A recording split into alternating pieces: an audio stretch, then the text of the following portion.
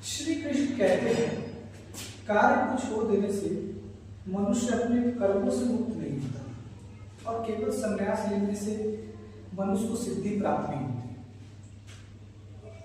आज मेरे घर के रहने वाले पड़ोस में लोग, उनका एक 22 साल का लड़का था।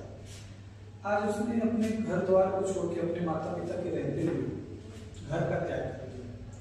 जाते वक्त उसके पिता और उसके माता की आंखों में आंसू थे और आंसू होने चाहिए, क्योंकि जिस बच्चे को उन्होंने पाल पोस के इतना बड़ा किया और 22 साल की उम्र में उन्होंने तो सोचा होगा कि ये मेरा बेटा है, बुढ़ापे में मेरा सहारा बनेगा, लेकिन वो भगवान के रास्ते पे, भगवत प्राप्ति के रास्ते में घर का त्याग किया। तो कहीं ना कहीं मुझे ये बातें जो है ना अच्छी नहीं लगी और समझ में नहीं है। देखिए, कहने का मतलब ये है कि भगवान की प्राप्ति करने के लिए क्या घर द्वार छोड़ना जरूरी है? क्या संसार में रहते हुए ईश्वर को प्राप्त नहीं किया जा सकता? अगर ऐसा होता तो महाभारत के समय में अर्जुन को भी संन्यास ले लेना चाहिए था। भगवान श्री कृष्ण क्यों उन्हें युद्ध करने को कहा? कहीं ना कहीं मुझे ऐसा लगता है कि संन्यास लेने से तात्पर्य यह है कि अपने जिम्मेदारी और अपने कर्तव्यों को छोड़कर भागना है। अगर पांडवों को युद्ध ना किया होता और उसी समय अपना राजपाट कौरव नाम देके और संन्यास की ओर चले गए होते, तो क्या आज इतने बड़े संसार को उस महाभारत से कोई सीख नहीं मिली?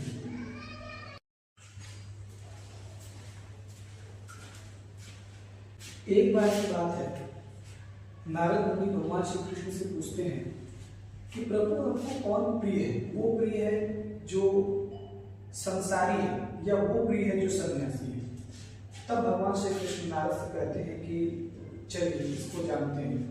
तो आप एक काम कीजिए। एक उन्होंने नारद मुनि को एक दूध का पतीला दिया और बोला कि इस पतीले को लेके मेरे 4 चक्कर लगेंगे, लेकिन शर्त यह है कि उस पतीले के अंदर से दूध की एक बूंद भी बाहर गिरनी नहीं चाहिए। तो नारद जी कहते हैं ठीक है। तो वो भगवान विष्णु के 4 चक्कर लगाते हैं। जब वो चक्कर पूर्ण कर लेते हैं तब भगवान नारद मुनि से कहते हैं कि आप जब चक्कर लगा रहे थे तो उस चक्कर को पूरा करते समय क्या आपको मेरी याद आई?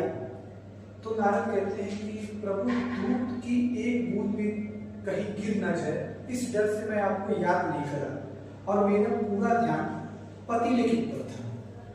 तो इस बात से सिद्ध क्या हुआ? इस बात से तो भगवान कहते हैं कि जो संसारी व्यक्ति है वो संसार के सारे कार्य करता है, माया में फंसा रहता है और अपने घर की जिम्मेदारी में फंसा रहता है, अपने कर्तव्य को निभाता है, फिर भी वो मुझे याद करता है।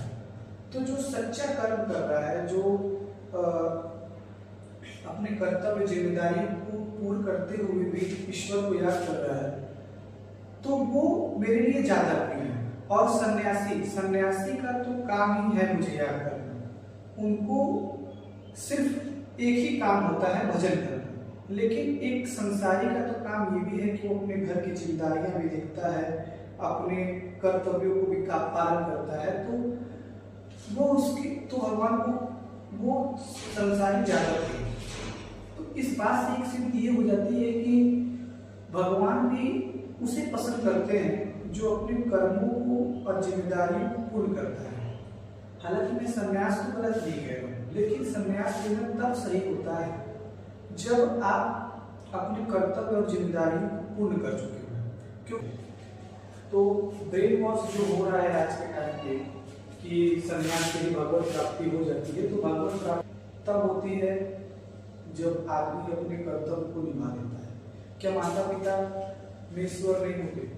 भाई, उनको उनकी जिम्मेदारियां निभाना, उन्हें खुश रखना और उनकी सेवा करना भी तो ईश्वर की पूजा ही है ना।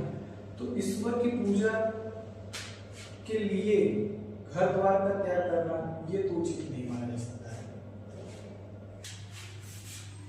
अगर मेरी बातें सही लगी हो तो चैनल को सब्सक्राइब करें, लाइक करें और कमेंट में अपनी राय जरूर रखें।